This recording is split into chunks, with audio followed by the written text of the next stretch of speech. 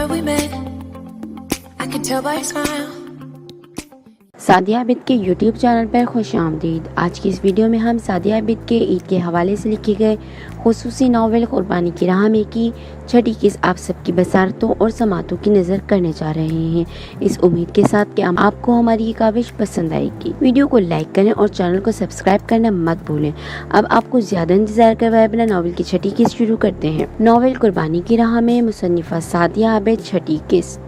भाभी, माफ़ी चाहता हूँ कि आपसे सुलह मशवरा किए बगैर, आपकी इजाज़त के बगैर इतना बड़ा फ़ैसला ले चुका हूँ, मगर मरियम की ज़िम्मेदारी आपकी इजाज़त से कबूल की थी और मैं अब इससे पीछे नहीं हट सकता हूँ। मरियम मेरी ज़िम्मेदारी हैं, ज़ुहैब शाह बोली थी। चाचू, मैं भी आपकी ज़िम्मेदारी हूँ। वो दुख और खफगी के मिले जुले तासुरात के साथ बोला था। वो हर्ट हुआ था कि इसके चाचा ने इस पर एक अनजान लड़की, जिसको जुम्मा 4 दिन कबल बहन बनाए, तफौकियत दे रहे थे। जानता हूँ मुझे बताने की ज़रूरत नहीं है कि अपनी जिम्मेदारी का एहसास है, इसीलिए मुझे घर से जाने को कह रहे हैं, मुझे घर से निकाल रहे हैं, तो ठीक है, मैं चला जाता हूँ और अब यहाँ तभी कदम रखूंगा जब आप अपनी नाम नेहाद जिम्मेदारी से सुबुकदोश हो जाएंगे। वो साकित खड़े रह गए थे और वो माँ के रोकने पर भी नहीं रुका था और वो देवर से कुछ कह भी नहीं पाई थी कि वो बैग उठाए आ गया था। इसने कराची आने के बाद बैग खोला ही न था, इसलिए पैकिंग की ज़रूरत नहीं पड़ी थी। मुनीब, दिमाग ख़राब हो गया है तुम्हारा? ज़ुहैब ने ऐसा क्या कह दिया है जो तुम यूं मुंह उठाकर जा रहे हो? इन्हें बेटे का इकदाम सख्त बुरा लगा था। मामा, आप मौजूद थी, इसलिए मुझे बताने की ज़रूरत नहीं है। बकवास बंद करो अपनी। ये तो ना हुआ कि ज़ुहैब के कहने पर माफ़ी मांग लेते जाकर, उल्टा अकड़ दिखाकर जा रहे हो। इन्हें बेटे पर शदीद गुस्सा आ रहा था कि इन्हें इसकी बाप सी मुज़ोर तबीयत और फितरत एक आंख नहीं भाती थी। जी, क्योंकि मैं नहीं चाहता कि मेरी वजह से चाचू को जाना पड़े, वो ठहरे हुए लहजे में कहता बाहर निकलता चला गया था। इन्होंने तो खैर इसे रोकने की कोशिश ना की थी और इसे माँ की सुनी नहीं थी और वो इसकी इतनी बदतमीजी पर हैरान रह गई थी। भाभी, मैंने मुनीब से घर छोड़ देने को तो नहीं कहा था। आई नो, तुम्हें सफाई देने की ज़रूरत नहीं है, मैं मौजूद थी, मैंने मुनीब की बदतमीजी देखी है। तुमने इसे ऐसा कुछ नहीं कहा जो इसने इतना बुरा रिएक्ट किया। तुम इसकी तरफ से परेशान ना हो और जाकर आराम कर लो। मरियम से मैं बात करती हूँ। मरियम सिर्फ तुम्हारी नहीं, मेरी भी जिम्मेदारी है और मैं जानती हूँ कि तुम मरियम को लेकर कितना परेशान हो, इसलिए तुम मुनीब के साथ थोड़ा सा हाइपर हो गए थे, मगर तुम इस पर गुस्सा करने का, चाहे इसकी गलती हो या नहीं, पूरा हक रखते हो, मगर इसे तुमसे बदतमीजी करने का कोई हक नहीं है। वो इन्हें कमरे में जाने की हिदायत करने के बाद मरियम के कमरे में आ गईं। वो बेड पर तकिए मुंह दिए लेटी थी। इसको देख इनके दिल को कुछ हुआ था कि इसकी आंखें रो रो कर सूज गई थीं और चेहरा आंसुओं से भीगा हुआ था। मरियम बेटा, इस तरह नहीं रोते, इसके हाथ को थामते हुए बोली थी। प्लीज़ अभी से कहीं मुझे लेने आ जाएं, मैं इन्हें बहुत मिस कर रही हूँ। इसके रोने में शिद्दत आ गई थी। तुम्हें वापस जाना है तो मैं खुद तुम्हें छोड़ आऊँगी, लेकिन ऐसे नाराज़ होकर नहीं। तुम्हें मुनीब की बात बुरी लगी है तो मैं इसकी तरफ से सॉरी कर लेती हूँ। नहीं मम्मा, आप सॉरी ना करें, आप सॉरी करें ये मुझसे बर्दाश्त नहीं होगा। मैं आपकी बहुत इज्जत करती हूँ। वो बहुत तड़प कर बोली थी। मेरी एक बात मानो, रोना बंद कर दो और जाने का ख्याल दिल से निकाल दो कि अभी तो तुमने इरम और ज़ुहैब की शादी भी अटेंड करनी है। नहीं मम्मा, मुझे मत रोकें, वो मुझे पसंद नहीं करते। मैं आई इन्हीं के साथ थी ना, मगर इन्होंने रास्ते में मुझसे एक लफ्ज़ नहीं कहा था और यहाँ आकर भी मुझसे बात नहीं की। वो डाइनिंग टेबल पर खाना नहीं खाते, मुझे साथ ले जाने पर मुतारिस थे। इन्हें मेरी ड्रेसिंग पर भी एतराज़ है। वो मुझे पसंद नहीं करते और ये घर इनका है और मुझे यहाँ से चले जाना चाहिए इससे पहले कि इनकी नागवारी का मुकम्मल इजहार हो और वो मुझे जाने को कहें। اس کے جتنے بھی ملنے جلنے والے تھے سب کا رویہ اس کے ساتھ بہت نرم اور محبت آمیز ہوتا تھا، اور یہاں بھی اسے ہاتھوں ہاتھ لیا گیا تھا۔ ایک منیب ہی اسے یکسر اگنور کر گیا تھا، تو وہ برداشت نہیں کر پا رہی تھی کہ آج اس نے جیسے ڈانٹا اس طرح تو کبھی علی شاہ نے بھی نہیں ڈانٹا تھا، کہ اس میں ضد اور بحث کرنے کی عادت نہیں تھی۔ علی شاہ نے جو کہا خاموشی سے مان لیا، اس لیے انہیں اسے ڈانٹنے کا موقع ہی نہیں ملا تھا۔ تمہیں مجھ پر بھروسہ نہیں ہے اگر تو تم جانے کی بات اب بالکل نہیں کرو گی۔ وہ اس کو اکیلا چھوڑ کر روم سے نکل گئی تھیں۔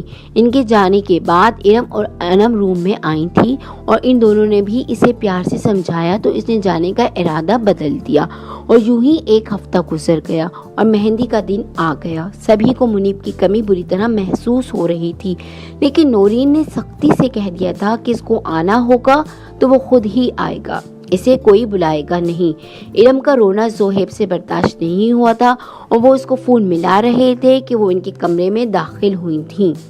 زوہیب، تم اسے فون نہیں کرو گے؟ وہ اتنا بڑا ہو گیا ہے کہ یوں منمانیاں کرنے لگا ہے۔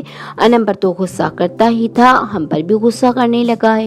اسے یہاں سے کوئی فون نہیں کرے گا، سمجھے تم؟ وہ زوہیب کو ڈپٹ کر بولی تھیں۔ لیکن بھابھی، گھر میں شادی ہے۔ ارم اس کے لیے رو رہی تھی، اور بہرحال غلطی میری ہے۔ شٹ اپ، غلطی تمہاری نہیں ہے۔ اب میں بھی تو تمہیں ڈانٹ رہی ہوں، غصے میں کہہ دوں کہ تم اسے فون نہیں کرو گے ورنہ گھر سے نکل جاؤ، تو کیا تم گھر سے چلی جاؤ گے؟ نہیں نا، تو پھر وہ کیوں چلا گیا؟ اور چلا بھی گیا تھا تو گزرے 8 دنوں میں لوٹ بھی تو سکتا تھا۔ کیا اسے نہیں پتا کہ اس کی بہن کی، اس کے چاچو کی شادی ہے؟ اس کی یہاں ضرورت ہے، اور جب اسے احساس نہیں ہے تو ہم میں سے کوئی اسے احساس نہیں دلائے گا۔ وہ آنسو پیتی روم سے نکل گئی تھی۔ سبھی شام کی تیاری بڑی بے دلی سے کر رہے تھے کہ وہ چلا آیا تھا، اور اس کو دیکھ کر خوشی کی لہر دوڑ گئی تھی۔ اس نے اپنے رویے کی ماں سے معافی مانگی تھی۔ معافی مجھ سے نہیں، زوہیب سے مانگو۔ تم نے اس کو ہرٹ کیا ہے، وہ تم سے محبت کرتا ہے، تمہیں تمہاری غلطی پر ڈانٹنے کا حق رکھتا ہے، مگر تم نے اس کے ساتھ بہت ناانصافی کی ہے۔ وہ بیٹے کو ناراضگی سے دیکھتے ہوئے بول رہی تھی۔ ماما، مجھے اندازہ ہے اور میں چاچو سے معافی مانگ لوں گا۔ اندازہ تھا تو فوراً کیوں نہیں آئے؟ ان کی ناراضگی ختم نہیں ہو رہی تھی، اور جو وجہ اس نے بتائی تھی سن کر وہ پریشان ہو گئی تھی۔ ڈونٹ وری ماما، وہ اب ٹھیک ہے، وہ ماں کو تسلی دیتا زوہیب شاہ کے کمرے میں چلا آیا۔ کمپیوٹر پر مصروف آہٹ پر چونکے اور اس نے انہیں سلام کیا تو وہ جواب دے کر واپس کمپیوٹر کی طرف متوجہ ہو گئے۔ آئی ایم سوری چاچو، اس نے ان کے کاندھے پر ہاتھ رکھا تھا۔ Sorry for what? میرے کہنے سے تم کسی سے معافی نہیں مانگ سکتے؟ تو مجھ سے معافی کیوں مانگ رہے ہو؟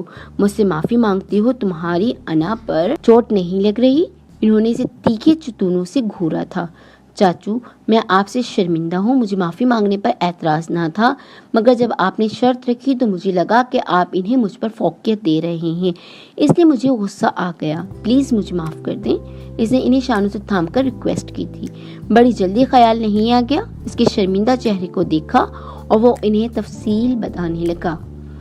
ہاں، کچھ دیر قبل میری علی سے بات ہوئی ہے، لیکن اس نے منع بھی کر دیا تھا تو تم مجھے کم از کم بتا تو دیتے۔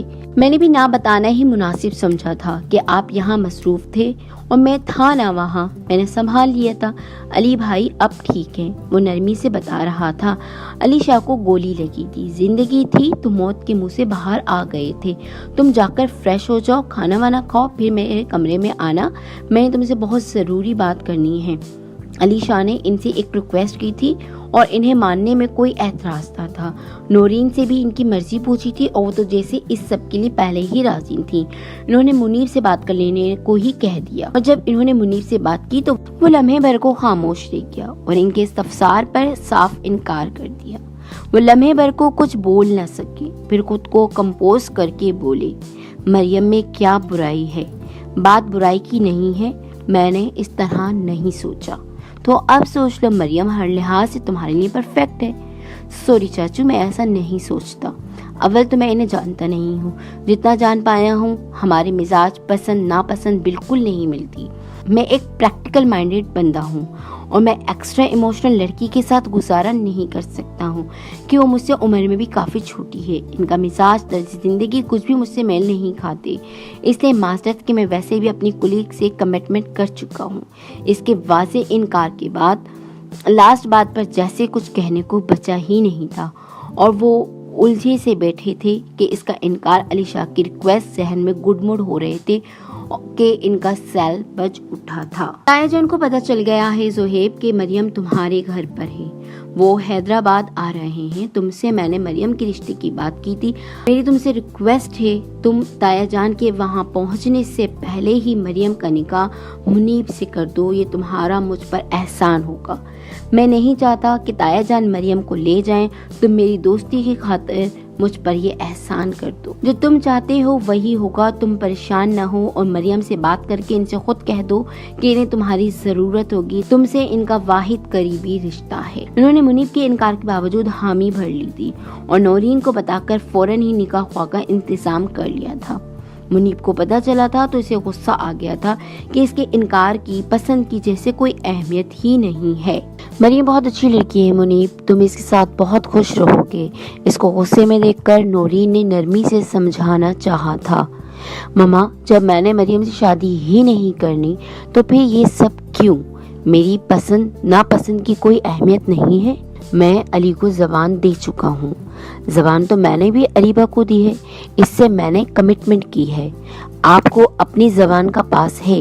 میرے لیے میرے انکار کی کوئی اہمیت نہیں ہے بیٹا، لیکن وقت کی نزاکت کو بھی تو سمجھو. کیا تم کسی کو مصیبت سے نہیں بچا سکتے؟ ناول قربانی کی راہ میں کی چھٹی کی اختتام پذیر ہوئی. ناول کی 7ویں کی اس کے ساتھ بہت جلد حاضر ہوں گے. جاتے جاتے ہماری وہی پرانی درخواست دعاؤں میں یاد رکھیں. ویڈیو کو لائک کریں اور چینل کو سبسکرائب کریں تاکہ ہماری ہر نئی ویڈیو آپ کو بر وقت ملے.